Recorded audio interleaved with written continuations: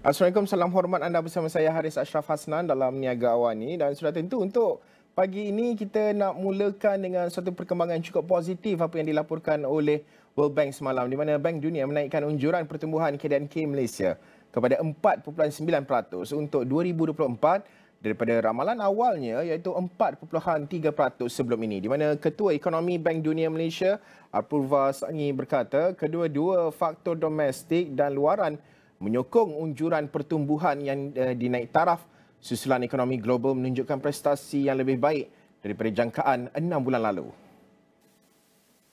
Di peringkat domestik, kestabilan politik Malaysia dan persekitaran positif yang semakin kondusif antara faktor menyumbang kepada pertumbuhan ekonomi negara yang kukuh yang telah meningkatkan keyakinan pelabur dan menggerakkan lebih banyak pelaburan di negara ini. Ramalan tersebut adalah pada kadar yang lebih tinggi daripada unjuran rasmi Malaysia bagi pertumbuhan keluaran dalam negara kasar antara 4% dan 5% untuk 2024 susulan pengembangan 3.7% pada 2023. Global growth is expected to stabilize around 2.6% this year despite ongoing geopolitical tensions and high interest rates. Inflation is receding, so there is renewed appetite for growth, especially in advanced economies. East Asia is one of the standout regions in the world, growing faster than the rest of the world. So Malaysia, being an open trading economy, is benefiting from this global upcycle as we saw in the turnaround in exports. Apurva juga menekankan bahawa pertumbuhan keluaran per kapita Malaysia yang digunakan untuk mengukur kebajikan adalah 12% lebih tinggi daripada tahap pra-pandemik mengatasi prestasi rakan sebaya ASEAN. Beliau berkata demikian semasa sesi Taklimat Malaysia Economic Monitor pada Selasa. Okey, baik. Dalam pada itu, Apurva berkata berdasarkan andaian kadar pertukaran dolar ke ringgit sebanyak 4.54 dan kadar pertumbuhan purata tahunan sebanyak 4.3%, Bank Dunia menjangkakan Malaysia mampu mencapai status negara berpendapatan tinggi menjelang 2028. Bagaimanapun, beliau memberi amaran bahawa pendapatan tinggi tidak semestinya bermaksud pembangunan tinggi dan risiko pembalikan sentiasa wujud. Now, let me say this, that these assumptions, these projections are highly sensitive to the assumptions, and officially we redo them every June or July of each year. But this is what we project so far. And if, by the way, the USD Malaysian ringgit exchange rate stays at the current levels of about 4.2, then the high income goal reached would be a year earlier in 2027. So this is good news. As I said, Malaysia's economy is in a good place, but high income is not the same as high development.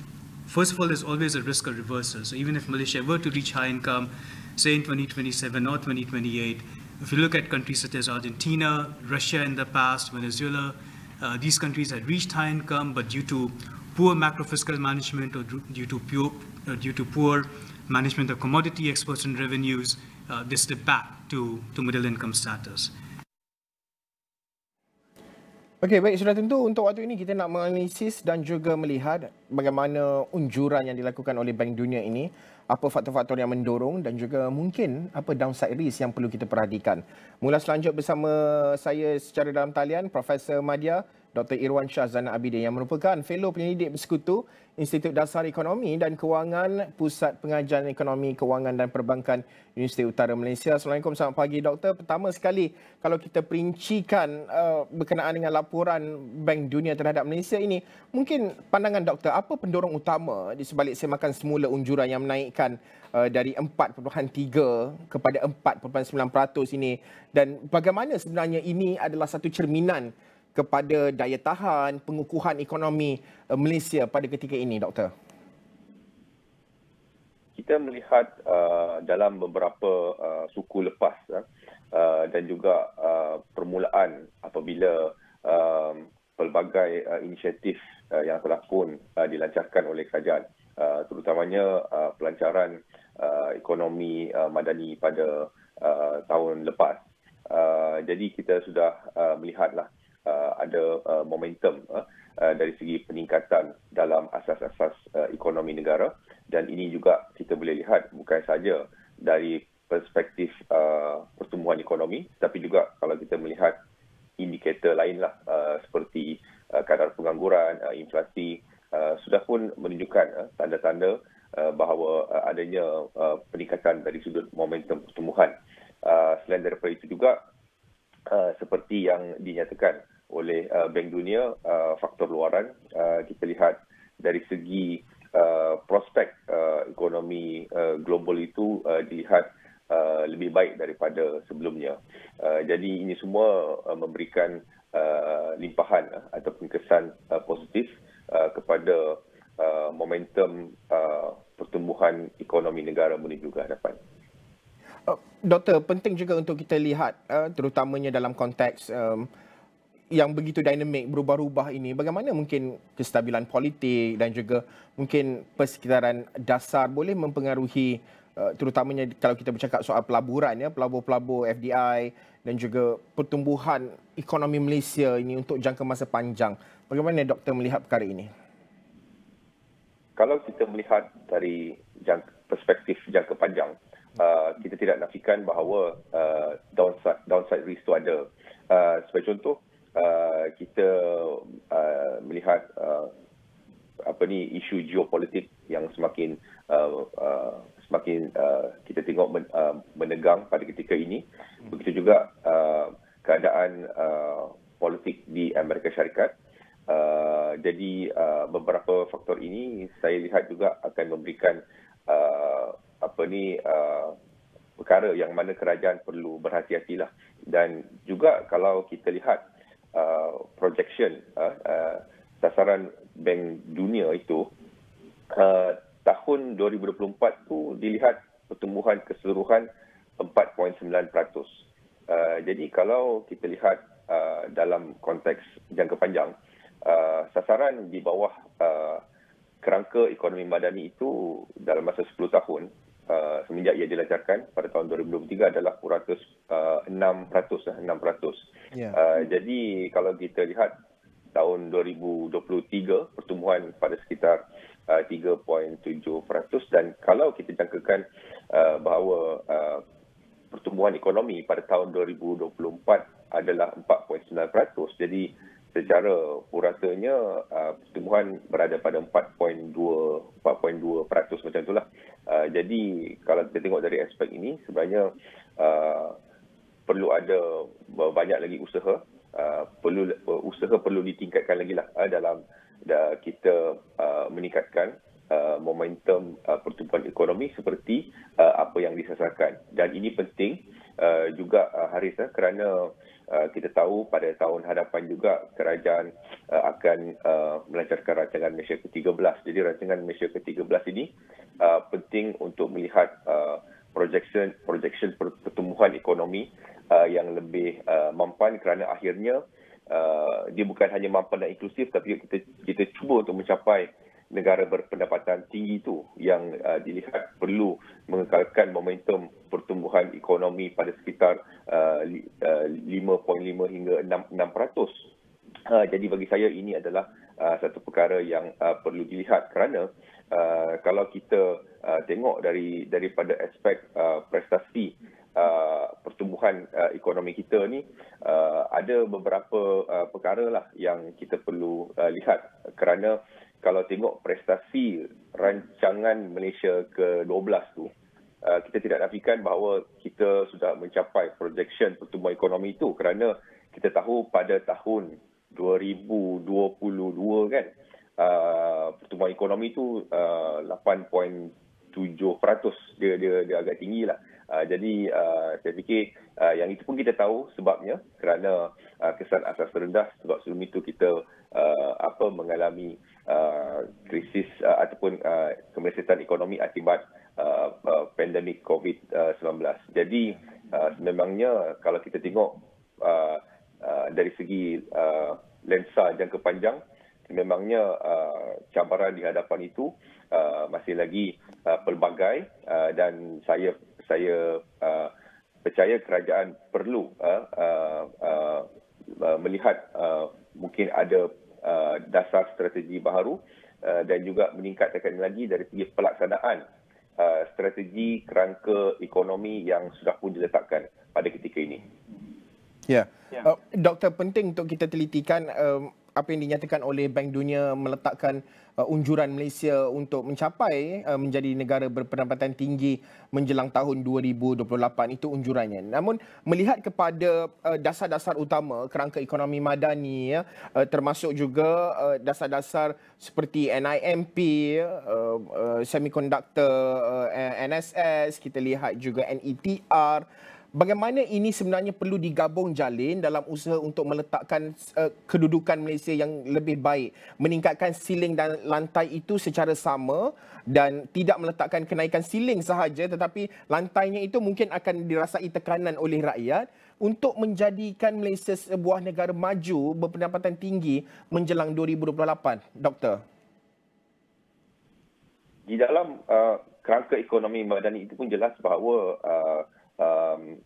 dari segi fokus utamanya adalah memperkasa rakyat. Jadi kita harus ingat bahawa dalam konteks memperkasakan rakyat ni, perkara yang penting adalah dua sebenarnya. Dari segi bagaimana kita nak meningkatkan lagi kesejahteraan ataupun kemakmuran rakyat. Yang pertama, yang kedua adalah bagaimana kita nak mengawal dari segi ekologi ataupun dari segi kesihatan bumi itu sendirilah. Okey, jadi ini adalah sebenarnya perkara yang kerajaan perlu pastikan bahawa berlakunya kesan secara langsung lah, ataupun kita kata trickle down effect itu kepada rakyat akibat daripada kesan-kesan data makroekonomi yang dibincangkan ini, kerana hanya melihat kepada KDNK itu satu kita kata itu fundamental, tapi dia tidak cukup dari segi untuk kita nak pastikan bahawa rakyat keseluruhan dapat limpahannya, kerana keluaran dalam negara kasar tidak mengukur dari segi contohnya kesenjangan dalam agihan pendapatan. Keluaran dalam negara kasar tidak mengukur dari segi sejauh mana kita sudah pun memberikan kesan negatif kepada alam sekitar, dan keluaran dalam negara kasar juga tidak mengukur kebahagiaan rakyat. Jadi bagi saya pengukuran kebajikan rakyat dalam konteks melihat hanya KDNK per kapita, pada pendapat saya kurang tepat. Kita memerlukan matriks yang lebih menyeluruh dan secara langsung lah untuk memastikan bahawa rakyat mendapat manfaat ini, kerana kalau kita lihat pada ketika ini dari segi pendapatan rakyat pun masih lagi kita kata mendatar, walaupun sebagai contoh ada peningkatan contohnya gaji dan sebagainya. Tapi kita juga perlu lihat peningkatan dalam kos sara hidup itu. Jadi kalau kita kata meningkatkan pendapatan rakyat itu bermaksud peningkatan pendapatan itu lebih tinggi daripada peningkatan dalam kos sara hidup. Kalau tidak, maksud dia punya pendapatan mungkin naik tapi kuasa beli dah terhakis. Jadi itu defeat the purpose lah. Jadi dia tidak memberikan kesan secara langsung peningkatan dalam data makroekonomi yang baik ini kepada rakyat. Dr. Irwan, sudah tentu apa yang dinyatakan oleh doktor is beyond GDP, kerana banyak kali perbincangan juga sudah menyatakan bahawa ianya indikator-indikator lain itu juga, kebahagiaan rakyat dan sebagainya, itu perlu jadi ukuran. Secara ringkas dalam tempoh 1 minit ini, doktor, melihat kepada Belanjawan 2025 yang akan dibentangkan 18 Oktober nanti, adakah dasar-dasar ataupun polisi yang mungkin dianggap tidak popular itu perlu diteruskan kerajaan, kerana ianya mula menampakkan hasil dari segi cerminannya itu mula dilihat impak dan juga kesan pelaksanaannya sebelum ini dalam unjuran-unjuran oleh seperti Bank Dunia, syarikat-syarikat rating agency dan sebagainya. Bagaimana doktor melihat bahawa Belanjawan 2025 ini merupakan langkah untuk kerajaan jalan terus dalam melakukan reformasi ekonomi? Jalan terus perlu, tapi pada masa yang sama kerajaan juga perlu pastikan kebajikan rakyat dijaga dan kerajaan juga perlu pastikan bahawa mereka yang layak patut diberi bantuan dan kemudahan-kemudahan perkhidmatan asas yang menjadi hak kepada rakyat juga perlu dipertahankan dan perlu ditambah baik di tahun hadapan lah, tahun 2025. Tapi saya percaya bahawa kerajaan sudah mempunyai ruang untuk kita kata tidak begitu obses kepada mengurangkan defisit ini, kerana dengan prestasi ekonomi yang baik ini saya pasti juga ini akan translate kepada hasil yang lebih tinggi dan kerajaan boleh secara langsung memberikan bantuan dan juga pelbagai inisiatif yang dilakukan sebelum ini untuk diteruskan dan memperkenalkan strategi baru untuk meningkatkan kebahagiaan serta kesejahteraan rakyat secara keseluruhan. Okey, baik. Kita tunggu apa bentuk strategi baru yang akan dibentangkan oleh kerajaan pada 18 Oktober nanti. Profesor Madya Dr. Irwan Shahzana Abidin, Fellow Pendidik Bersekutu Institut Dasar Ekonomi dan Kewangan dari Universiti Utara Malaysia. Terima kasih Doktor, dan segalanya akan kami rangkumkan di astrawani.com dan juga di semua platform digital Astro Awani.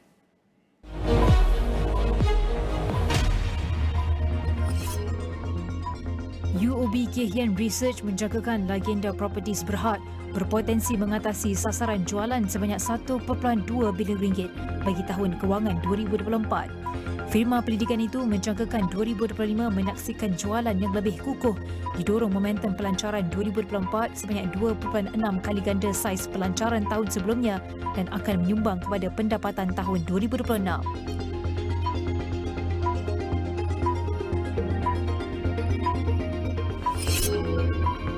Proton bekerjasama dengan Jabatan Tenaga Kerja JTM bagi meningkatkan kemahiran pelajar Pusat Latihan Teknologi Tinggi EdTech dan pekerja Proton sedia ada melalui program latihan pendidikan teknikal dan latihan vocational TVET bagi menangani kekurangan tenaga kerja mahir dalam industri automotif tempatan. Memorandum persefahaman MOU untuk membangunkan program latihan struktur Proton EdTech itu ditandatangani oleh Setiausaha JTM, Datuk Urus Piagus Taha, Persatuan Vendor Proton PVA dan Persatuan Pengedar Proton IDAR BEDA semasa Karnival TVET di EdTech Melaka pada 3 Oktober 2024.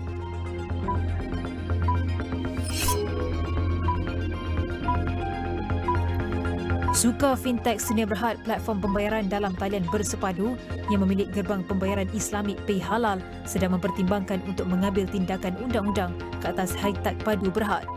Ini berikutan High-Tech Padu membatalkan perjanjian untuk memperoleh 30% pegangan dalam Suka Fintech kurang 2 minggu selepas menandatangani perjanjian langganan saham SSA. Pengasas dan pengarah urusan Pay Halal, Pat Salam berkata pihaknya tidak mengetahui punca sebenar mengapa perjanjian itu dibatalkan. Laporan penuh di saluran 501 dan astroawani.com serta leganus.com.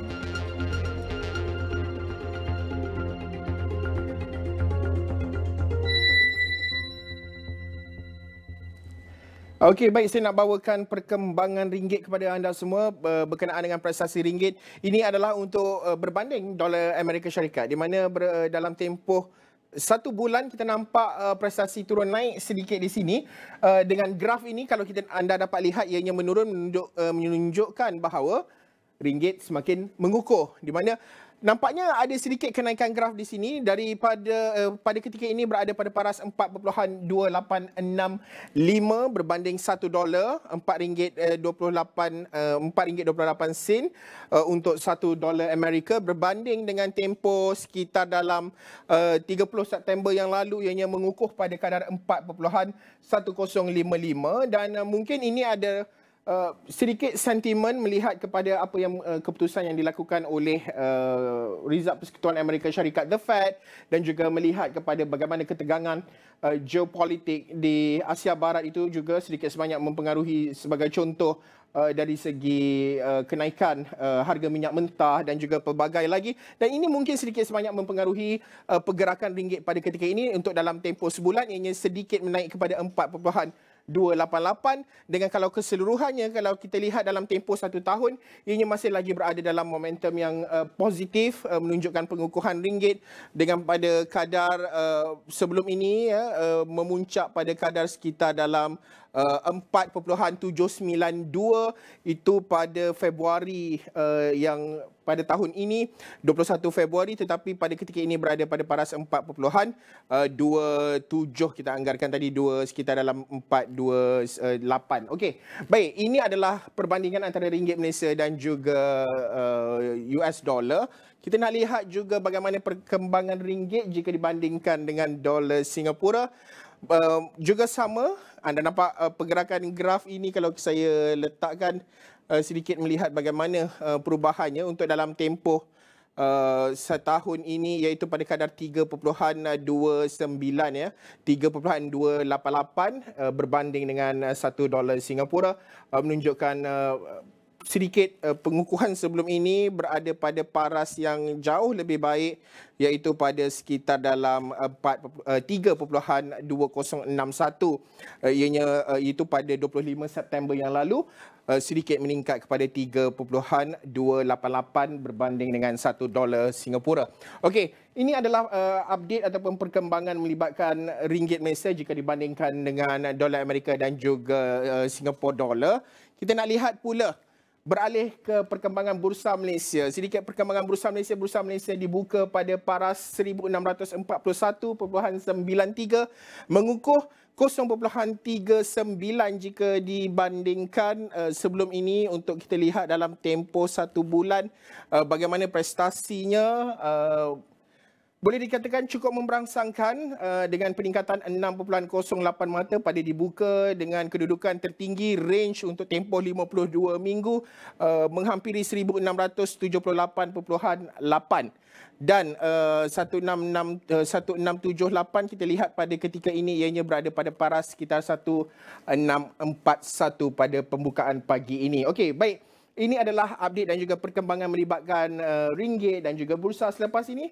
Menjelang Belanjawan 2025, banyak lagi laporan menarik akan saya bawakan. Selepas ini kita berhenti rehat sekejap sahaja.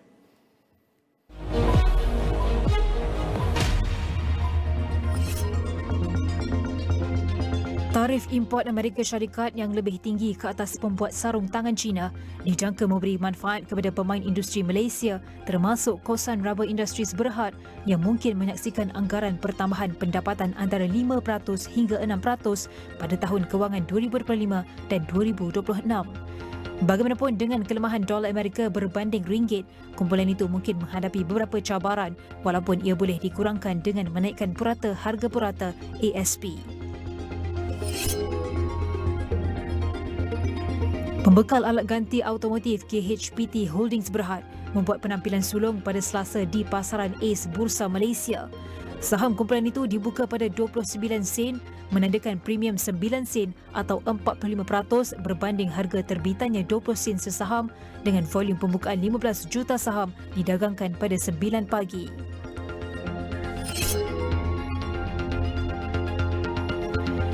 Syarikat Perkhidmatan Pembinaan 7 Setia Berhad memperoleh kontrak berjumlah 317.6 juta ringgit untuk mereka bentuk dan membina blok perubatan baharu Blok C di Hospital Gleneagles di Jalan Ampang, Kuala Lumpur.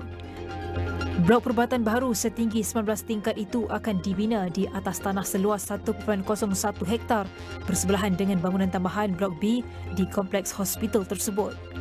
Laporan penuh di saluran 501 dan astro.awani.com serta daganus.com.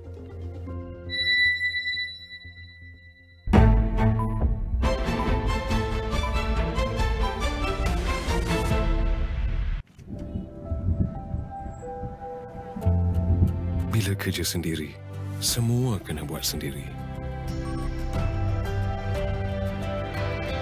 Tapi, bersama rakan niaga, semuanya dapat ditempuhi bersama.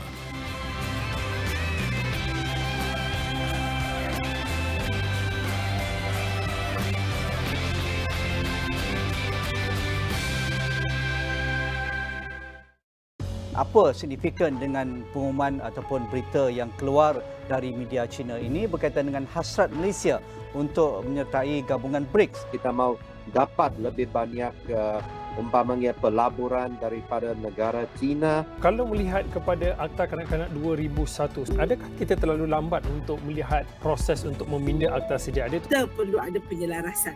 Kita tak mahu bekerja secara silo.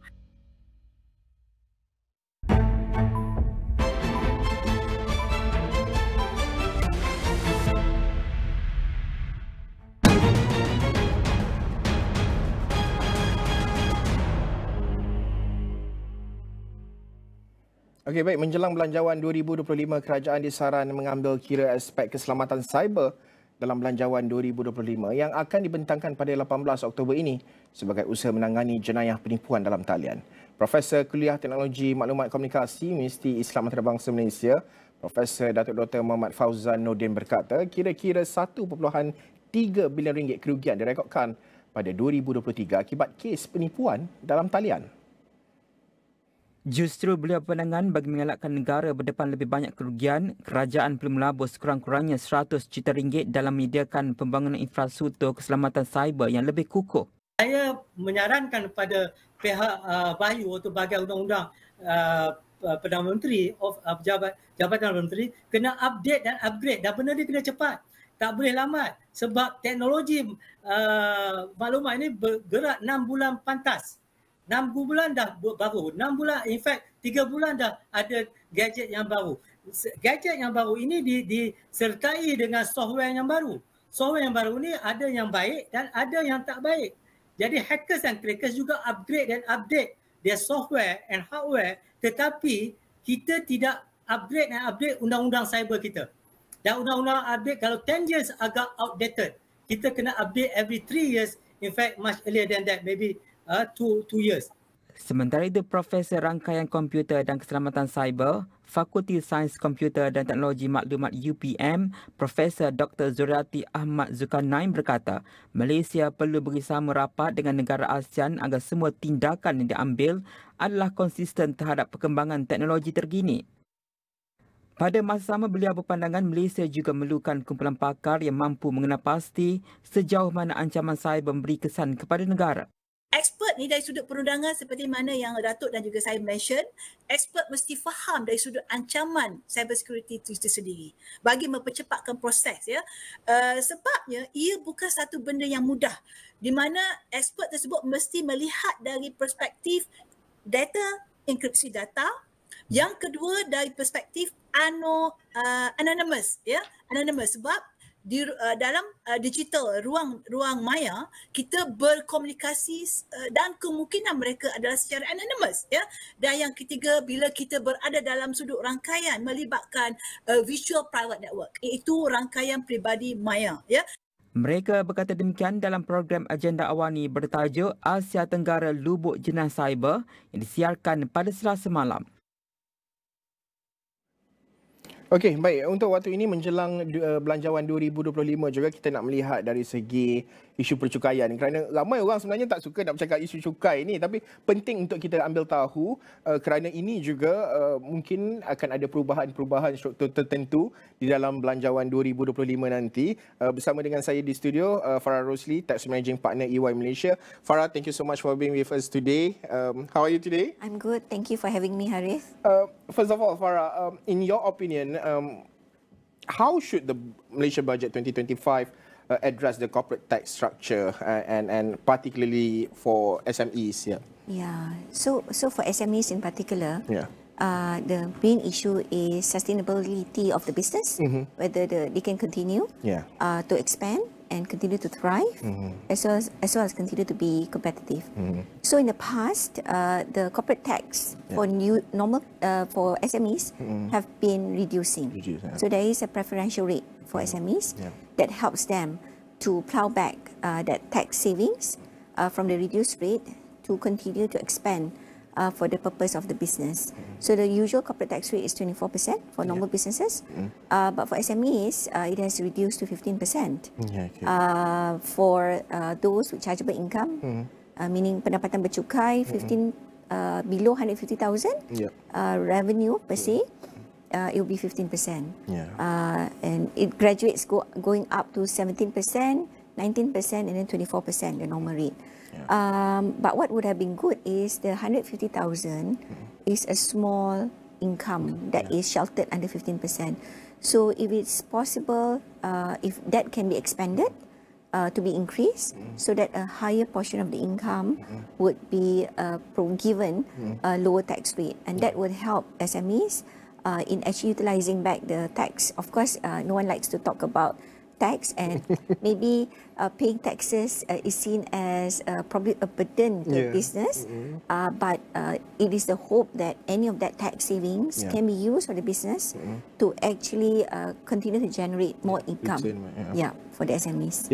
And of course, people are, especially business players, are looking forward in terms of incentives. So maybe what tax incentives or reliefs you think that could be introduced to support SMEs in Belanjawan 2035, and also especially to grow them, and then to adapt on digital transformation? Farah? So incentives is again, no one likes to talk about tax, but everyone likes to talk about incentives, right? Because incentives is given to hopefully elevate the cost of doing business, as well as given some support to the business to ensure that they continue to be competitive, in particular SMEs, because of the challenges, and some of them have not even gotten out of the situation post-pandemic. So they are still, some of them are still recovering, and some are shifting the business model to ensure that they continue to be sustainable, right? And Harits, you mentioned a very important point, which is digitalization or automation, which will help the business to be efficient. So in the past budget, there was already a 50,000 tax reduction that's been given for SMEs. For each year of assessment, this 50,000 can be used to support its implementation of e-invoice. So e-invoicing is one form of digitalization as well. In addition, I think it is hope that further deductions, for example, or reliefs or credits, tax credits maybe can be given for companies or businesses that automate their process. There are some already available, so I would encourage the SMEs out there to search or to look at some of these tax deductions that is available. Some of them is also in the Inland Revenue Board or Hasil website. If you look at it, it is in there. And also you can look into other sources as well within MIDA or within other agencies. There are deductions given, but it is hoped that in Budget 2025, SMEs are also given emphasis and deductions such as training costs of the employee to upskill or reskill the people. I mentioned just now innovation expenditure, and also there is another one which is good for SMEs, which is a deduction on capital allowance for small value assets, meaning you can expense or 100% the entire expenses if they purchase small value assets. Farah, given the global push for a fairer corporate tax rates, how do you think Malaysia corporate tax rate should evolve to remain competitive, especially in this region? Very good question, Harits. Actually, the tax rate around the region and around the world, the competition is not going up, it's going down. The tax rate has been going down. Malaysia tax rate has remained stagnant at 24%. SMEs is, of course, been going down at certain bracket.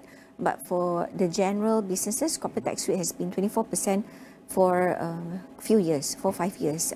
It was on a reducing trend, but it has been stagnant, 24%. My personal view, Harits, isn't that the only way that the tax rate can go down is if there is any other broad-based tax that will be introduced.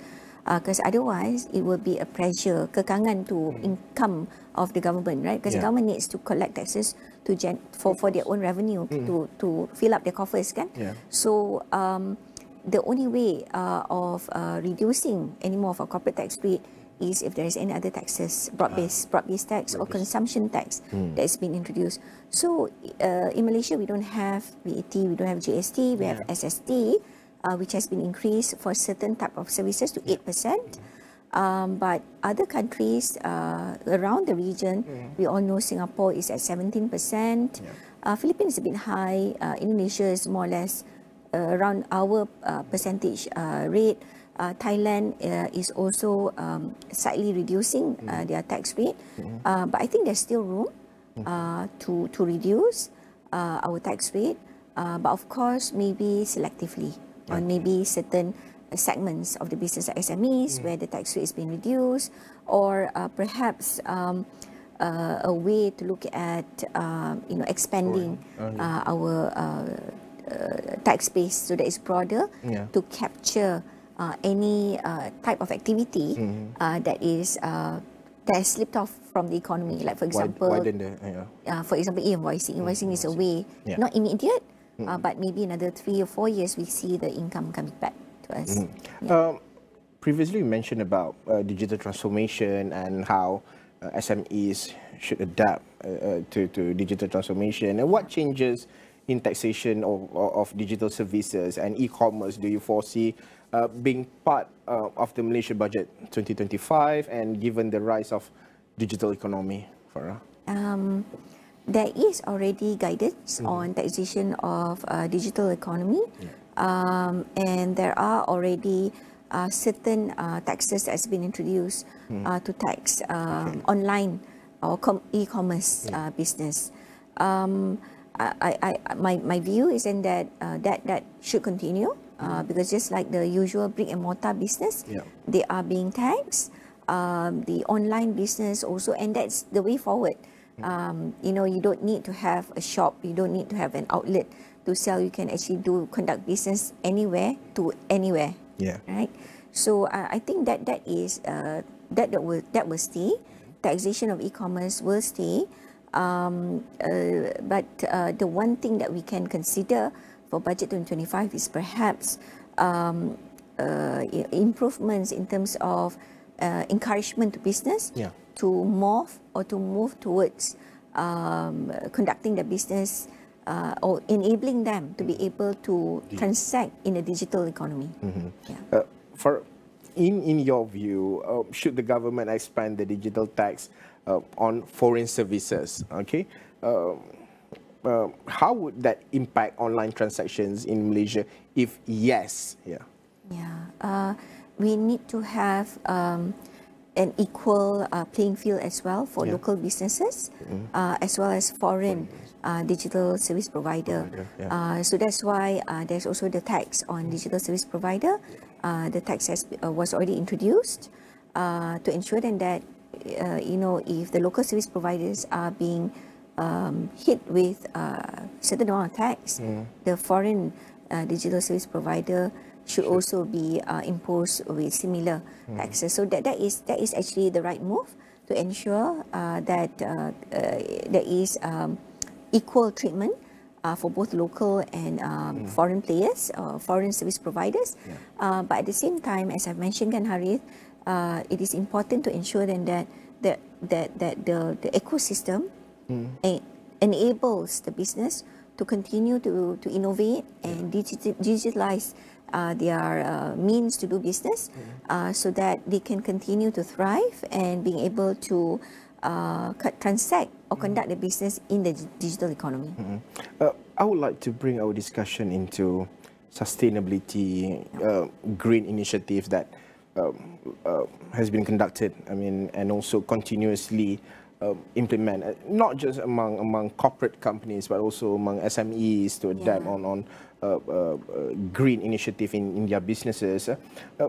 What are your thoughts on the potential introduction or expansion of carbon taxation, for example, in Malaysia, and how could it impact businesses?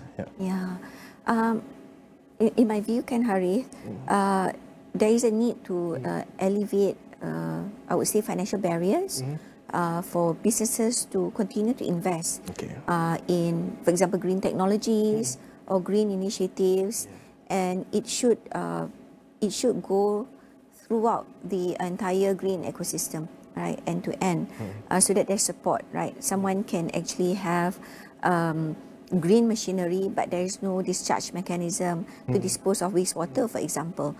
So the water still goes to our nature. I'm very passionate about green, about sustainability, because that is our future, right? I mean, we only have one Earth, and green technology. In Malaysia, we already have green technology master plan. We also have the national renewable energy transmission roadmap as well. And that is also hand in hand with the National Industrial Master Plan. So in all those national blueprints or master plan that the government is saying, there is already initiatives, efforts, policies that has been designed to look at green initiatives, and also including green taxes, for example, right? We don't have carbon taxes just yet, Malaysia. Maybe it's timely for us to start consider carbon taxes. Singapore has introduced carbon tax in 2019 at a very low rate first, and usual tax will only go up. It will go up. And Thailand has already announced, and they will introduce that carbon tax in 2025. Important thing, but the most important thing is to allow time for businesses to prepare themselves. If there's going to be any impending new taxes that's going to be introduced, there must be clarity in terms of how it's going to be implemented, how businesses should look at it, what would be the legislation or the guidelines supporting that the new tax, for example, that if it's going to be introduced, and it's sufficient time for businesses to implement the new tax.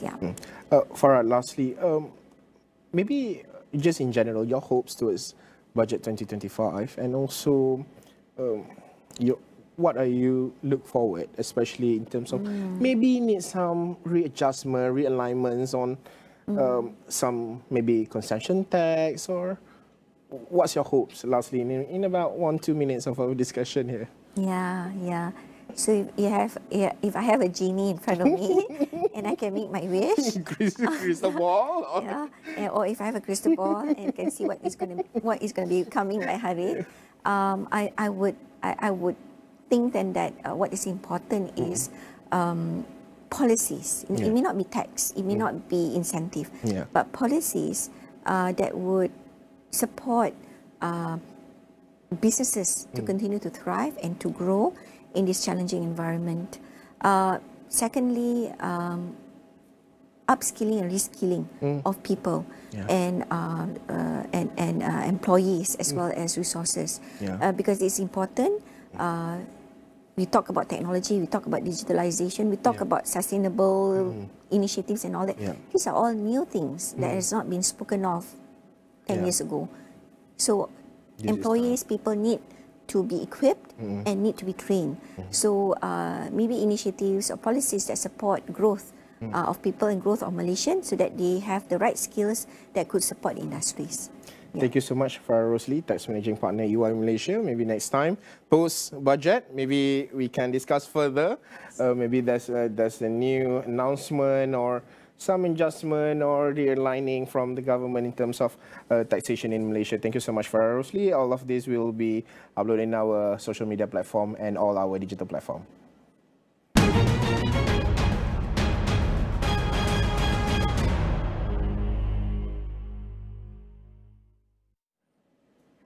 Malaysia memberi tumpuan segera kepada pelaburan pembangunan bakat yang berpaksikan kecerdasan buatan AI dalam memenuhi keperluan semasa dan masa depan ekonomi negara. Menteri Digital Gobind Singh Dio berkata, selari dengan itu, Kerajaan Madani komited dalam memperkenalkan pelbagai mekanisme bagi membangunkan bakat AI yang diperlukan bagi pertumbuhan inklusif industri tempatan. Now, in order to meet both current and future demands required by investors, we urgently need to invest in growing our AI talents. The Madani government is taking the situation very, very seriously. We establish mechanisms that support initiatives which complement and speed up the process of creating the talents needed by the industry. Beliau berkata demikian ketika berucap pada Majlis Pelancaran Program Pensijilan AI Institut Kecerdasan Buatan Amerika Syarikat SGT-VET Group bertemakan Malaysia menuju pembangunan bakat AI bertaraf dunia pada Selasa. Gobind Singh beritahu pensijilan seperti itu mampu memperkasakan bakat baru seterusnya menyumbang kepada pertumbuhan ekonomi digital negara. Katanya ekonomi digital merupakan penyumbang terbesar kepada keluaran dalam negara kasar KDNK dan dengan itu beliau yakin Malaysia mampu mencapai unjuran 25.5% menjelang akhir tahun depan. MBSB Bank berhad mengumumkan kempen terbarunya yang menyediakan kadar keuntungan kompetitif untuk kedua-dua segmen, pelanggan individu serta perusahaan kecil dan sederhana PKS. Ia seiring komitmen bank itu dalam menyediakan produk kewangan patut syariah yang bernilai tinggi, memastikan pelanggan mencapai matlamat kewangan mereka dengan pulangan yang lebih baik. Bagi pelanggan individu, Tiered Savings Account I atau Peak Saver menawarkan kadar keuntungan sebanyak 0.5% setahun untuk baki sehingga RM10,000 dan 2.8% setahun untuk baki melebihi RM10,000. Kempen tersebut yang tersedia dari 1 April 2024 hingga 31 Mac 2025 itu direka untuk memanfaatkan kedua-dua penyimpan kecil dan penyimpan yang lebih besar dengan menawarkan fleksibiliti sambil memaksimumkan keuntungan. MBSB Bank dalam satu kenyataan berkata, akaun term deposit I pula sesuai untuk mereka yang mencari pelaburan selamat, jangka pendek hingga sederhana dengan menawarkan kadar 3.7% setahun untuk tempoh 6 bulan dan 4% setahun untuk tempoh 12 bulan antara yang tertinggi di pasaran. Jelasnya ia memerlukan deposit minimum RM10,000 dan bermula dari 2 September hingga 31 Disember 2024. Bagi pelanggan PKS, MBSB Bank memperkenalkan akaun Prime Business atau akaun semasa dengan struktur keuntungan berperingkat. Akaun ini menawarkan 1.8% setahun untuk baki di bawah RM50,000, 2.5% setahun untuk baki melebihi RM50,000 dan 2.8% setahun untuk baki melebihi RM500,001. Tersedia dari 26 Ogos tahun ini hingga 26 Ogos 2025, produk ini membantu pemilik perniagaan menguruskan aliran tunai dengan cekap sambil menjana pulangan menguntungkan. Selain itu, akaun Prime Deposit I untuk PKS pula memberikan pulangan lebih tinggi, menawarkan 3.8% setahun untuk tempoh 6 bulan dan 4 setahun untuk tempoh 12 bulan dengan deposit minimum RM10,000. Kempen ini juga berlangsung sehingga 26 Ogos 2025. Okey, baik, kita nak berhenti rehat seketika. Selepas ini anda akan ikuti rakaman temu bual Nabilah Khaleeda berkait dengan Jiwa SME dan juga satu temu bual eksklusif Nina Rozman bersama dengan Mehdi Hassan. Kita berhenti rehat seketika, kembali selepas ini.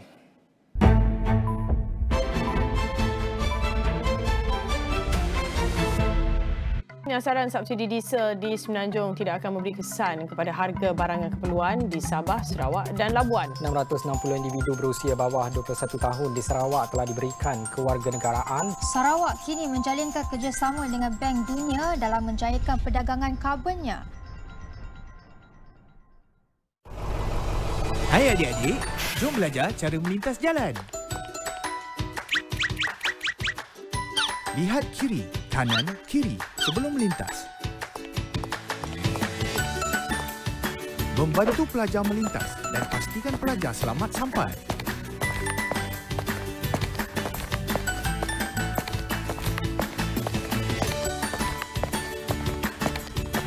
Jangan tiru pemanduan seperti ini. Contohi pemanduan dan peraturan dengan berhemah.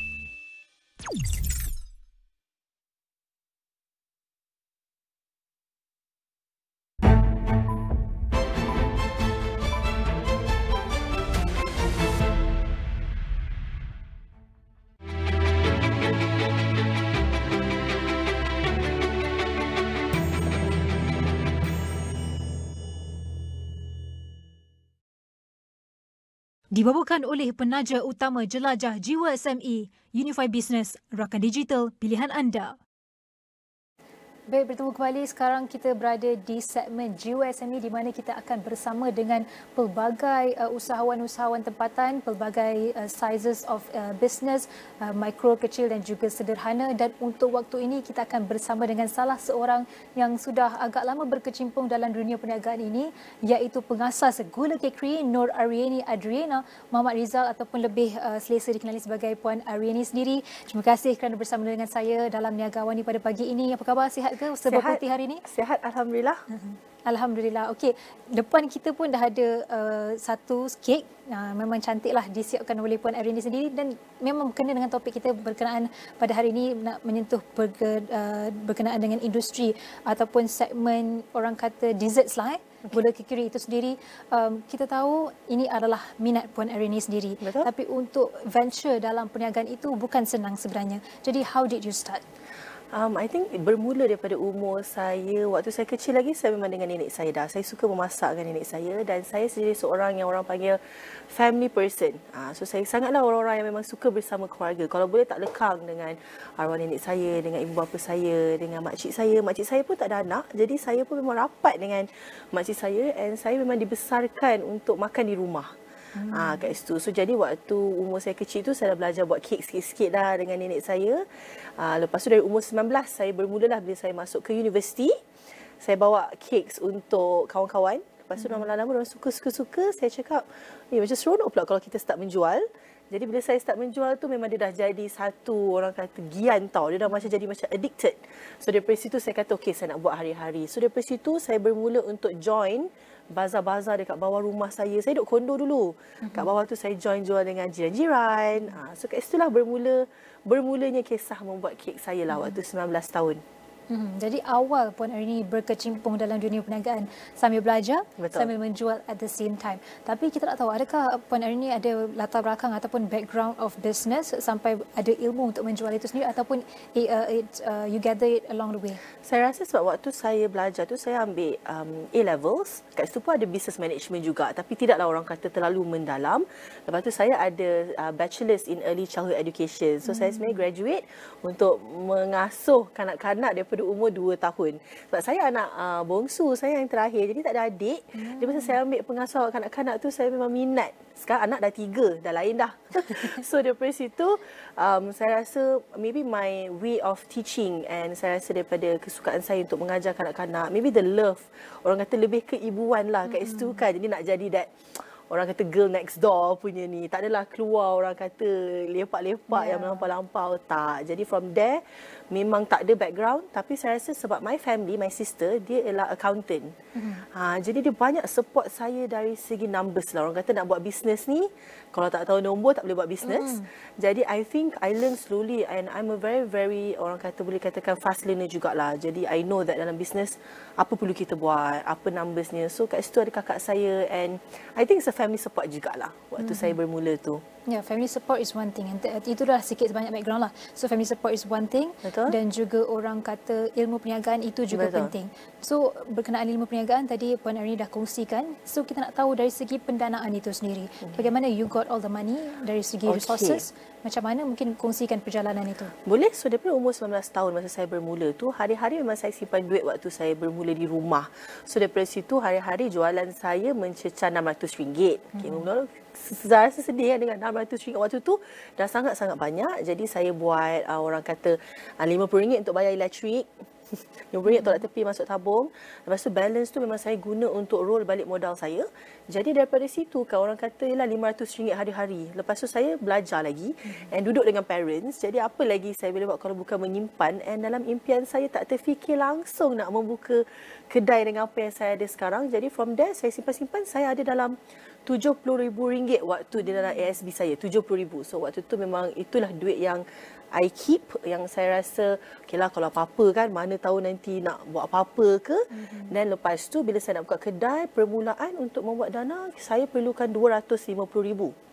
Waktu kedai yang pertama saya buka pada tahun 2015. Di mana tak salah? Di Kota Kemuning, Shah Alam. Kota Kemuning. So kat situ saya perlu 250. Jadi duit saya 70,000. Yang last lain-lain tu ialah duit family saya. Waktu tu saya cakap kat my dad dengan my mom lah. Waktu kan my parents kerja di overseas waktu tu. Jadi saya cakap, bolehlah kita buka kedai. Tak sangka pula RM250,000 kan. Jadi from that was my family. Tapi lepas itu saya mencari peluang grant di Malaysia ni. Saya Google, saya kata apa kita boleh dapat duit ni daripada mana kan. Jadi saya Google, saya kata ada grant teraju. So saya baca teraju tu ialah satu pertandingan yang kita boleh join untuk dapat duit RM500,000. Saya kata bestnya. Saya kata jom join. So saya pun buatlah video dan alhamdulillah saya lah salah seorang pemenang. So saya menanglah RM500,000 waktu tu dan saya fikir wow, inilah rezeki saya and I think ialah sesuatu yang saya patut bangga bersama keluarga. Jadi dari situ kita orang pun dapat RM500,000 tu after a few months lah. Dia ada banyak paperwork. Masa tu saat mana nak grant, it wasn't senang, mudah kan. Saya ingatkan duit tu pun masuk akaun je. Rupanya banyak lagi proses-proses dia. So dari situ saya rasa dengan 500 tu pun dapatlah saya berkembangkan lagi saya punya bisnes waktu tu. Dan sampai sekarang ada few branches. Betul, dan franchise. Dengan sekarang semua ialah bawah Gula Kekri, bawah saya dan juga keluarga saya. So saya mempunyai 11 cawangan Gula Kekri dan saya juga ada brand-brand lain bersama saya. So dalam jumlah keseluruhan saya ada dalam 21 outlet dan brand-brand yang lain yang saya handle. 21 banyak tu Boleh orang kata alhamdulillah. Dengar macam 20 tapi untuk handle semua tu di tempat-tempat yang berbeza bukan senang sebenarnya. Senang. Jadi kita nak tahu poin hari ni cabaran di sebalik nak membangunkan daripada online, daripada seorang student sampai ada 21 cawangan. What was the challenges and how do you manage to face it? I think cabaran-cabaran that I face kan, orang kata waktu tu saya sangat-sangat muda lah. Being 25 tahun, saya waktu tu pun tak kahwin lagi. Masih lagi di bawah ketiak ibu saya yang tersayang dan sangat-sangat manja. Lepas tu bila saya fikir, macam mana cabaran dia. So mula-mula semestinya funding lah. Orang kata financing dari segi duit when kita bukannya daripada keluarga yang, saya bukanlah daripada keluarga yang sangat-sangat orang kata berada, yang duit sentiasa banyak. I mean family saya dan saya, kita bekerja keras. Orang katakan bekerja keras. Lepas tu saya pula suka shopping. Satu lagi lah pula apa orang kata hobi-hobi lain kan. Jadi lepas tu orang kata cabaran dia ialah managing people. Saya rasa untuk saya menguruskan orang, nak mengurus diri saya lagi waktu tu umur 25, urus lagi orang. So I think it's not just about macam kita buka kedai, lepas tu dah duit masuk. Saya had to handle, orang kata itulah orang kata sekarang being an entrepreneur ni bukan sahaja duit tu bergolek tanpa usaha. Saya kena jaga operation. Saya juga masa awal-awal buka tak mampu nak ada human resource department. Siapa human resource? Kita lah yang hire, kita lah pack, kita lah jadi staff depan, kita jadi cashier, kita lah masak. Jadi back then it's about lepas tu nak memahami orang lagi. Oh ya Allah, Masya Allah. Benda tu ialah benda yang paling-paling saya rasa sehingga sekarang saya masih lagi ada cabaran untuk memahami pekerja saya. Saya mempunyai 350 orang sekarang pekerja. Alhamdulillah orang kata dari 350. Berbanggalah juga orang nak bekerja di bawah Gula Kekri. Tapi cabarannya is definitely understanding people, managing and nak buat yang terbaik ni bukan senang kan bila kita berada di atas sebagai owner ke ataupun orang kata director ke, it doesn't matter. But I think the hardest part is nak balancekan dia. Kita nak orang suka kita, kita nak disukai, kita pun nak suka orang tu. And kita ni hanyalah seseorang manusia yang wanting the best. So I think dalam F&B pula, orang kata cabaran dia ialah masa berlalu dengan cepat. Dia bukannya macam kita boleh buat tahun depan baru nak fikir apa kita punya solution kan. I mean, we are dealing with customers, hospitality. And benda paling penting adalah memastikan customer kita happy. Tapi bukan saja customer, pekerja-pekerja saya juga kena happy. Jadi there's a lot of orang kata faktor-faktor lah. All this memang cabaran. And throughout all these years of evolution, penambahan cawangan dan juga franchise, penambahan orang kata sub perniagaan lain, kita ada macam El Ocho dan sebagainya kan. Mungkin and 2023 was your peak moment. Yes. With the most angka jualan yang besar lah pada tahun lepas untuk Gula Kekri. Betul. So how was it? How was the experience? Dan mungkin apa faktor yang contribute to this success of yours? For me, I feel yang contribute betul-betul ke dalam bisnes ni adalah sebab the brand that I started Gula Kekri ni, saya rasa with the social media, saya mempunyai 200 lebih ribu followers. And I think daripada situ, orang kata sekarang ni teknologi pun is evolving kan. Orang suka social media dan sebagainya. Jadi, bila saya menggunakan El Ocho, saya bukakan orang kata irony roti jala, semua tu lah minat saya. Saya memang suka sangat masak and I like to masak sesuatu untuk nampak benda tu cantik. Lepas tu saya tahu, orang kata saya menjadi seorang consumer lah, orang kata saya sebagai pelanggan. Saya tahu diverse, orang kata taste bud, orang kata cita rasa dalam Malaysia ni sangat banyak.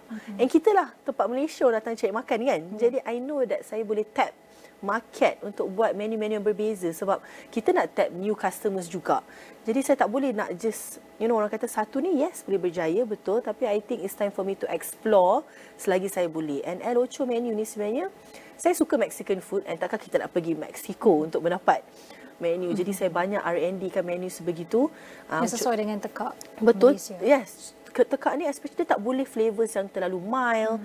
Kita suka yang punching macam curry yang tu. Sebab tu saya buat roti jala saya memang curry yang orang kata sesuai untuk pekat, orang kata bukan satu yang sangat cair ke apa ke. Jadi from there, semua resepi yang saya buat throughout my years ni is something yang saya dah study. Saya suka makan dekat luar pun saya mencuba. So orang kata jualan tu disebabkan masa tahun 2023, before that was orang kata COVID kan waktu tu. Lepas tu peningkatan dari segi sales tu sangat-sangatlah tinggi, yang saya rasa this is the time untuk macam penetrate. Sebab kalau kita lambat, orang lain dah ambil peluang tu. Jadi we had to rethink again apa kita punya apa kita punya plan kan, untuk fikirkan how to expand pada tahun 2023, sebab I think that was the golden moment untuk kita naikkan nama lagi waktu tu. Tapi speaking of tahun sekarang lah, 2024 dah habis pun, 2024 nak masuk tahun 2025, we can see that perubahan dari segi teknologi, dan bukan saja teknologi macam Puan cakap tadi, dari teknologi itu sendiri meningkatkan persaingan dalam industri F&B sahaja. Jadi untuk gula kekiri, how do you manage untuk bersaing, untuk selangkah ke hadapan untuk bersaing dengan brand-brand ini, dan how do you manage tu dengan, sebab sekarang kita dah ada AI dan macam-macam, macam mana kita nak stay ahead of all these things? Saya rasa sebab I myself menjadi pada umur 33 tahun ni kan, saya rasa sebab saya pun inginkan that teknologi kan. Orang kata bukan saja dari segi bisnes tau, orang kata kita tengok dari segi operation kedai kan. Jadi saya dengan teknologi sebagai contoh, kita boleh menggunakan a better post system untuk kita buat pengiraan stok. Kita boleh membeli post system yang boleh kirakan kita punya accounts. Selain daripada tu, orang kata teknologi dari segi equipments tu sendiri saya rasa untuk kita maju juga. Teknologi seperti orang kata mesin-machinery yang saya inginkan juga untuk menggunakan. And I think during this moment of time, kalau kita nak expand, kita kena laju, kita perlukan orang kata dari segi operasi lah. Tapi kalau kita tengok daripada segi social media marketing kan, untuk saya banyak pentingkan juga kita punya loyalty program lah. Orang kata loyalty program untuk meningkatkan lagi orang kata connection daripada bisnes dan juga ke customer kita kan, ke pelanggan-pelanggan kita. Jadi loyalty program tu is something yang saya tak pernah berhenti. Orang kata kita sentiasa kena reward juga pelanggan-pelanggan kita yang sentiasa support kita. Saya ada pelanggan yang support daripada saya buat kat rumah. Jadi those are the things yang saya put lah. Dan saya daripada tu orang kata, how do you reward them? Kita dah buat banyak-banyak loyalty program tau. Contoh, when you come here you get this cake, ataupun you datang sini you celebrate birthday dekat sini, you dapat something. You ada some discounts. Tapi those are all yang orang kata program yang orang kata kita kena createkan marketing yang sesuai untuk tangkap mereka untuk datang makan bersama kita kan. Selain daripada tu, saya rasa ialah continuous innovation. Itulah dari segi produk tu sendiri. Untuk saya sejenis saya memang suka buat research and development dari segi masakan dan juga pastry saya. Jadi saya suka banyak pergi ke Italy, saya pergi ke Paris. Saya belajar orang kata sebab sekarang banyak sangat orang dah boleh masak juga. Tapi apa yang akan set you apart daripada diorang, yang saya rasa satu ialah the engagement with the customers is number one juga. Hospitality dan menjadi consistent and sentiasa ada produk viral. Contoh, saya memang suka follow viral lah. Sebagai contoh dulu kromboloni yang donat tu kan. Ya Allah, tahun 2020 waktu tu donat orang sanggup beratus sampai keluar untuk membeli donat. So daripada situ saya kata kuasa viral dan sebagainya memang memberi impact kepada F&B. Jadi saya sentiasa nak followkan viral products. Orang kata dari segi teknologi, kalau kita ulang balik ialah mengenai orang kata post system, sentiasa membaki pulih dari segi teknologi with all the AI dan sebagainya. Dan saya rasa kita lebih mudah untuk berkomunikasi. Mungkin untuk seseorang yang tak pandai cakap ke apa pun dah boleh. Betul. Orang kata communicate kan. So I rasa these are the things yang saya sentiasa keep on, sentiasa wanting to improvise dan sentiasa membuat sesuatu yang baru untuk pelanggan kita masih setia bersama gula kekri. Itu dia berkenaan dengan viral sekarang ni, viral pistachio, kunafa. Betul. Itulah mungkin coming soon from Coming gula kekri. soon lah, sebab sekarang ni semua orang pun tengah buat kan juga. So saya rasa benda ni memang orang kata now everybody likes trending products lah. Untuk saya produk-produk yang trending ni memang kalau you boleh buat, kita insyaAllah kita akan dapat the number of people untuk support kita juga. And kalau sekarang apa yang kita bincangkan sekarang adalah berkenaan perniagaan di peringkat tempatan, di peringkat domestik. But do you have plan to venture your business selain Malaysia? Seluar Malaysia. Sebenarnya memang ada that thoughts lah. Tapi macam saya cakap, mungkin dalam Malaysia macam saya, I always celebrate saya punya smaller goals lah. Orang kata kalau yang dekat pun kadang-kadang kita tercicir-cicir kan, apatah lagi kalau kita keluar. Saya ada outlet di Melaka, walaupun sejam setengah nak pergi sana pun orang kata cabaran tau, cabaran nak pergi lagi jauh, outlet tu lagi cabaran sebagai saya untuk nak pergi sana dan check kualiti dan sebagainya kan.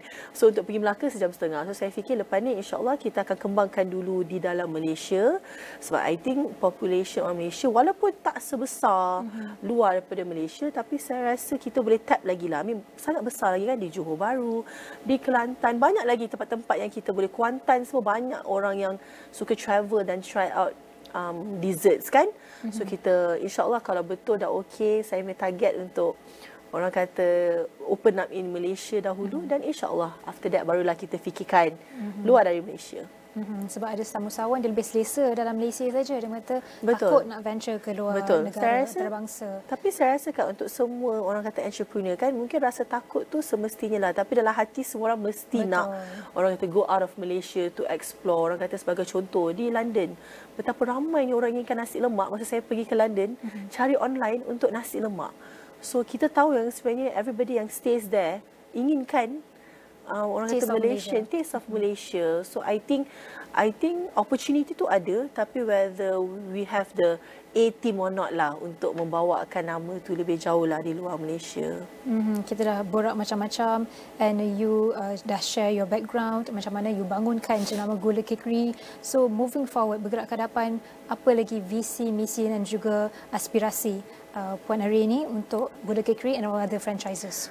Okay, so macam saya punya visi dan misi of course remains the same, untuk memberi yang terbaik, untuk menjadi salah sebuah brand yang akan menjadi homegrown brand yang berjaya di Malaysia dan juga memberikan variety of desserts dan juga orang kata the perfect dining experience untuk semua pelanggan-pelanggan dekat Malaysia ni.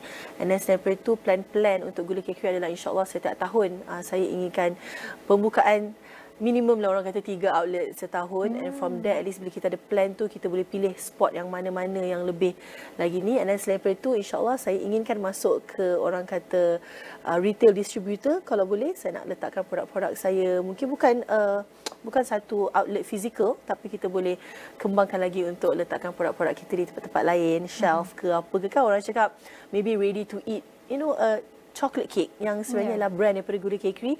So saya inginkan yang itu juga. So insyaAllah kita akan try slowly. Macam tahun ni pun kita akan buka lagi 1 outlet akhir tahun. So untuk habiskan quarter 4 kita ni, kita akan buka lagi 1. Congratulations buat hari ini. Dan kalau siapa yang biasa makan Gula Kekri and other foods from the same branches ataupun franchises, inilah lady boss behind this brand, iaitu Puan Nur Adriana Muhammad Rizal. Thank you so much again for coming. And thank you so much for sharing your story and inspiring story. Dan harap cerita ataupun background story Puan hari ini dapat memberi inspirasi kepada semua usahawan-usahawan di luar sana yang mungkin juga sedang berniaga secara kecil-kecilan di rumah dan mungkin ada berniat untuk membuka kedai atau dan sebagainya. Boleh berjumpa juga dengan Puan ini untuk dapatkan orang kata sedikit tips dan nasihat berkenaan industri perniagaan F&B ini. Jadi terima kasih diucapkan sekali lagi, dan semua perbincangan ini akan kami rangkumkan dalam platform digital Astro AWANI dan astroawani.com.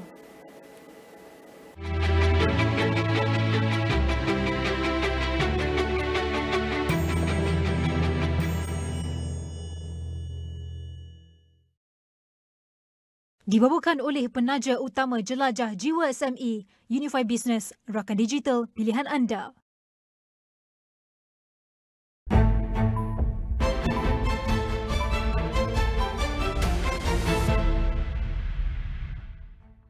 Malaysia sebenarnya berada di kedudukan kedua terburuk di dunia berkaitan keseimbangan hidup dan kerja. LRT3 sudah akan mula beroperasi suku ketiga 2025. Kerja-kerja fizikal dan penstrukturan sudah mencecah 95%. KPM sebenarnya sedang memperincikan cadangan untuk menyediakan allowance kos sara hidup tingkatan 6. Libat urus antara umat Islam dan agama lain penting supaya dapat mengelakkan ataupun membawa kepada Islamofobia. Formula One returns to the USA at the Circuit of the Americas. Welcome to Austin. Mighty reaction time from the Papaya McLaren. Lando Norris takes the lead of the US Grand Prix. It's such a great atmosphere. He goes to the inside, and Verstappen takes the lead. Late move from Lando Norris. Lewis Hamilton takes second place. Max Verstappen sees the checkered flag. He wins the US Grand Prix. Kerajaan akan terus mempertahankan setiap inci kedaulatan negara dan tidak sesekali akan bertolak ansur terhadap sebarang tuntutan daripada pihak-pihak tertentu. Negara perlu mengurangkan kebergantungan kepada pekerja asing berkemahiran rendah. Pertumbuhan Kemanusiaan Antarabangsa Malaysia MHO menggesa Kementerian Kesihatan menjalankan siasatan berhubung dakwaan kewujudan sebuah klinik kosmetik yang dikendalikan doktor palsu di Monkiara.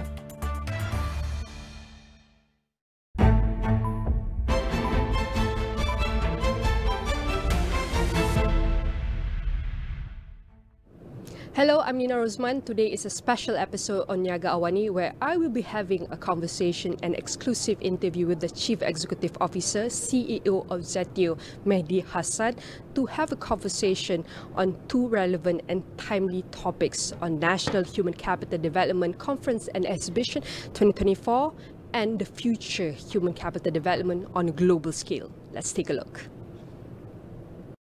Chief Executive Officer of ZTO, the Mehdi Hassan, want to share on the very relevant and timely topics on the National Human Capital Exhibition and Conference, and we want to talk about on the human capital development on a global scale. Firstly, talking about this exhibition conference, how does it aim to align with the global agenda with the accelerating of technology, digital, how to make it more relevant on the global stage? Well, I think it's fascinating that Malaysia, which is a country that has become a bit of a digital hub in Southeast Asia, is attracting investment from Amazon and Google. Microsoft has chosen via its ministry here, via the HRD, via the National Human Capital Conference and Exhibition, to take on a pretty big topic, right? A huge issue for people everywhere. This is not just being debated in Malaysia. I'm from the United States. It's the big topic of conversation in DC, in New York, in Silicon Valley, in the UK, where I'm also from, a huge topic of consideration. So I was fascinated to be invited here to Kuala Lumpur to come to Malaysia and say, wow, thousands of people coming together in this exhibition center to talk about AI and how it can humanize the workforce and human capital. These are the discussions that we need to be having because AI is not going away. And as I mentioned a moment ago in the Q&A in the hall, you know, the famous story in England of King Canute. He was the king in the medieval ages who thought he could stand on the beach and turn away the waves. But the waves keep coming, right? We cannot be Canute with AI. AI is coming and we need to really globally and nationally have an agenda for how we can use it ethically, how we can incorporate into our industries, whether it's news, media, finance, whatever, in a way that's efficient but doesn't destroy human capital but actually bolsters it. And we can see one of the biggest challenges is the human capital infrastructure. From before pandemic COVID-19, through pandemic COVID-19, and after pandemic, post-pandemic, how do you see, is the challenge still big within the infrastructure, or what are some of the things that we need to address? It's a great question, and of course the COVID pandemic, especially where I am in the United States, transformed the world of work, right? We had people refusing to return to the offices. We had people quitting their jobs. There was quiet quitting, people saying, you know what, I don't like this job that I did. I realized during the pandemic, I don't need this job. There was an entire transformation of how industries worked, how people approached work itself and employment.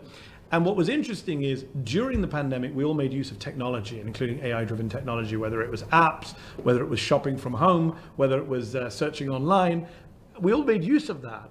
But post-pandemic, as you kind of hint there is an issue with is that same technology going to destroy jobs? Is it going to destroy human capital infrastructure? So it's a balancing act where people have taken advantage of the technology to change their own lives, but the technology itself could also threaten people's futures and careers. And I think the big question again, post-pandemic, is what kind of regulations are we going to bring in? What kind of oversight are we going to bring in? People don't like these words, especially in tech. Right, a lot of tech billionaires in the United States, where I come from, are libertarians. They're on the political right. They don't want regulation. They don't want higher taxes. They don't want the government involved in their business. But AI is somewhere that you have to have some kind of regulation, because otherwise the potential for downsides is endless. And how do you think that businesses can bridge the skills gap to sustain the economic growth?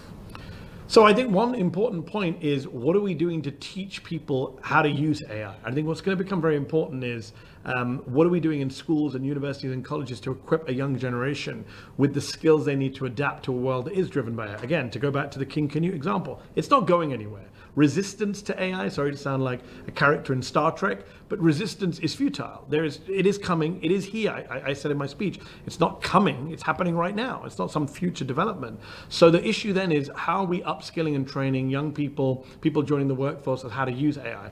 And I quoted Karim Lakhani from Harvard Business School, who says, it's not that AI will replace humans, it's that humans who know how to use AI will replace humans who don't know how to use AI. And we also want to talk about the breakthrough in the human capital strategies. What groundbreaking strategies do you think the human capital development will NHCC bring to the forefront? Maybe you can share some examples of innovations that could significantly shape the global workforce.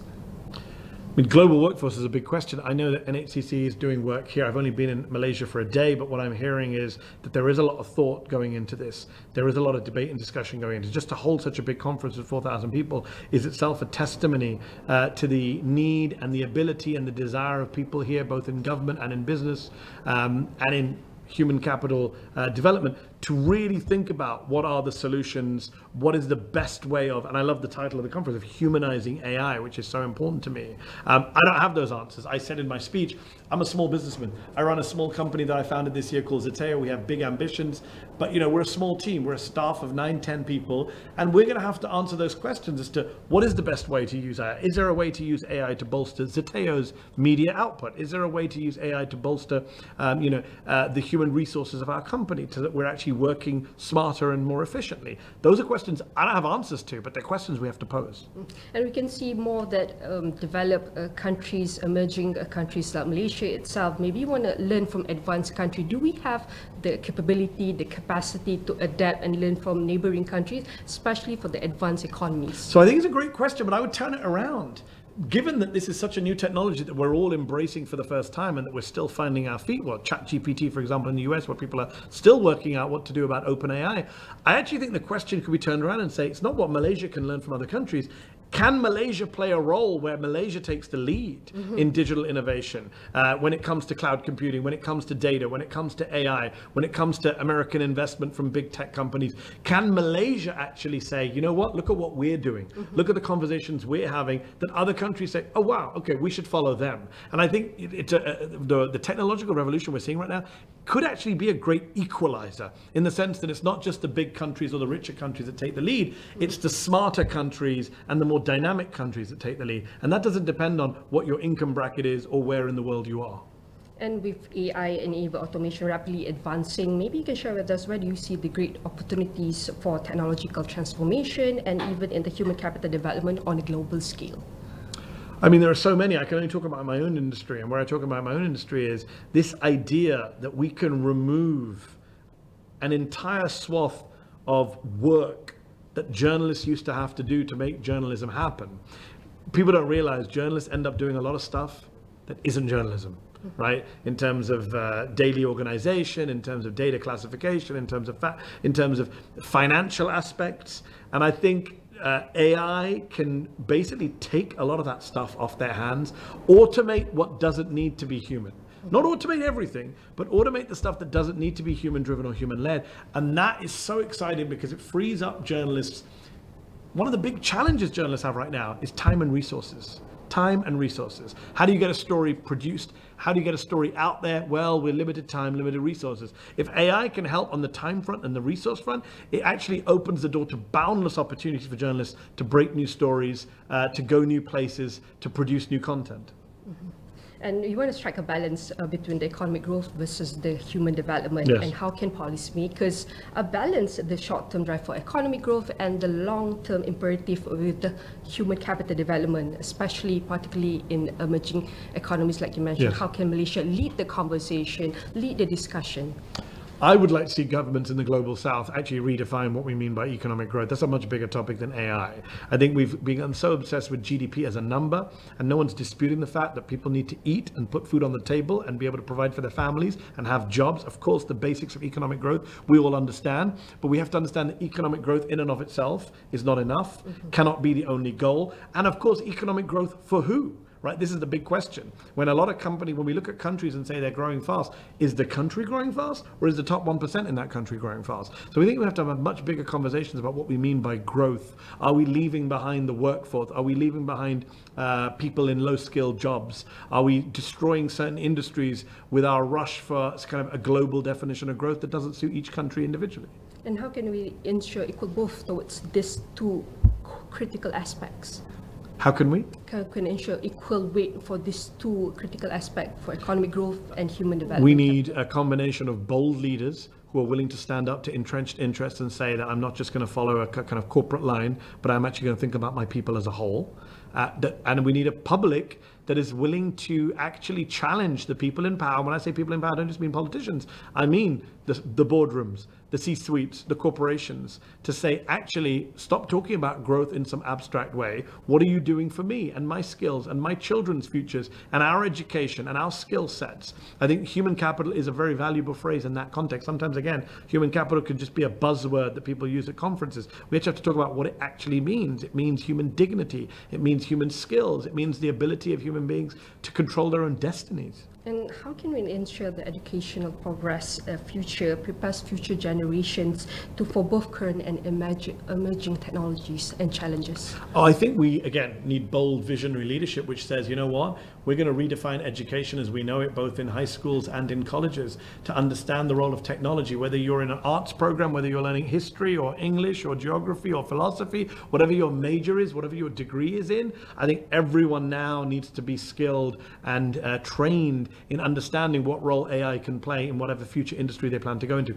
I went to university in 1997. I'm old. I graduated in 2000. I did a degree in politics, philosophy, and economics. I'm a Luddite. My kids have to help me upload apps to my phone still, right? But I know now if I was going to university today, I would want to be taught the stuff that I wasn't taught in the late 1990s, because it's not enough just to have an arts degree or a philosophy degree or a political science degree. It's just, AI is everywhere and in every field. And I think we need to be, from a very young age, making people understand the opportunities and the risks from AI, but also understanding how best to use it in whatever field they choose to go into. And during 2020 till 2022, we can see those are the years that we're focusing mostly for recovery within the economic sector, within the health sector. And during 2022, 2024, we can see more efforts from the government, agency, institution to focus more on adapting technologies and green initiative. But moving forward, 2024, maybe in 10, 50 years, how do you see current trends? Maybe we can see within the workforce transformation global, or what are other things we should take a look at? I think people who try and predict what's going to be, the world's going to be like in 10 years or 20 years should probably give it up, because I don't think anyone can get it right. I think people who think they know what's going to happen in any field, right now we are going through so much change and so much flux and so much chaos. I think the predictions game is for fools.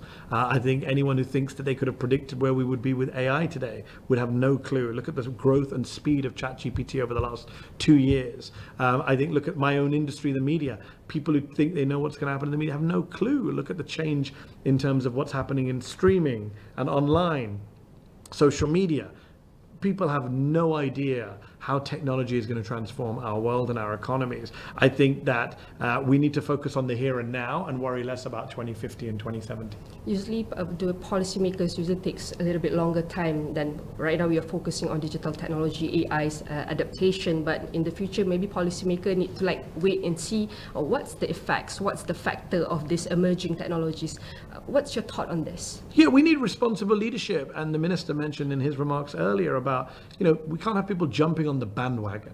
And I think when anything new and shiny comes along, the politicians want to be associated with it. They want to say we're part of it, we're encouraging it, we're helping it. And look, that's not always the wise move. Sometimes we need politicians to put the brakes on something, to say, you know what, we're going to slow this down. We're going to respond to public opinion. We're going to be responsible actors. We're going to use our power to, as I say, regulate. The R word has become a bad word, and I don't think it is. I think it can play an important role in every industry, especially emerging and new technologies that we haven't quite worked out how to best use.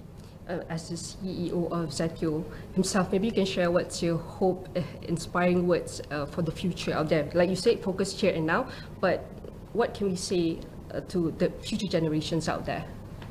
I mean, look, I'm running a media company that I founded because I wanted to have the freedom to say what I want to say. I wanted to be able to kind of break the mold of journalism. I wanted to redefine journalism and show that it can be done in a different way, create an entirely new business model. So we're doing that.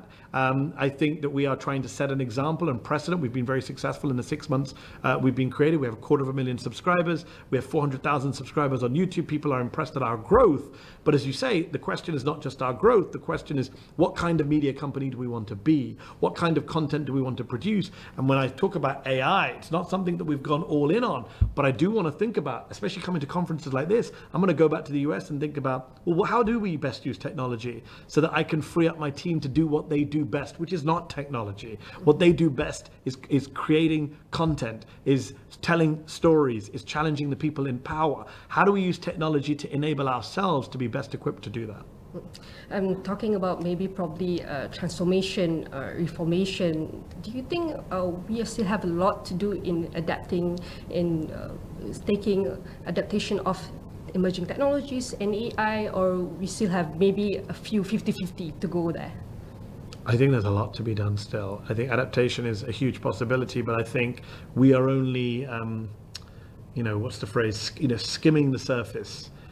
Touching the tip of the iceberg when it comes to this topic. We're very, very far behind. There is a lot more to do, to discuss, to understand. There was a question from the audience earlier about the ethics of this. We need to be having discussions with some of our best philosophers and ethical minds to discuss how this fits into the world of work, the world of governance, the world of democracy.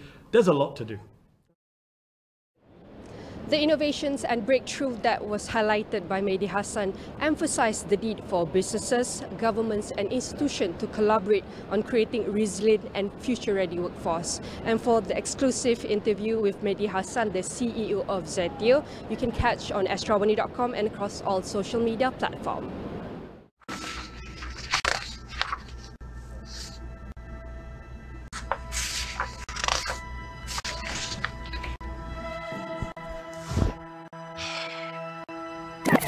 What?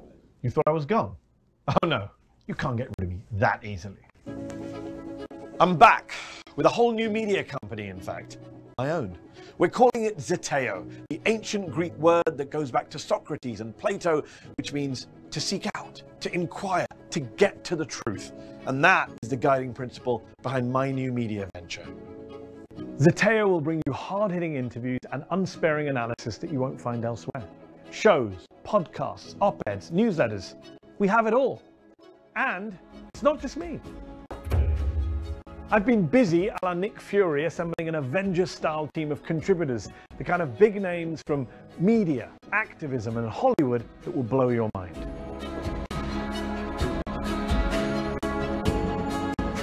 Now, you know I've never been afraid to ask the tough questions, and I plan to continue doing that, including right now. Will you join me and help build Zeteo from the ground up by becoming a subscriber, a paid subscriber?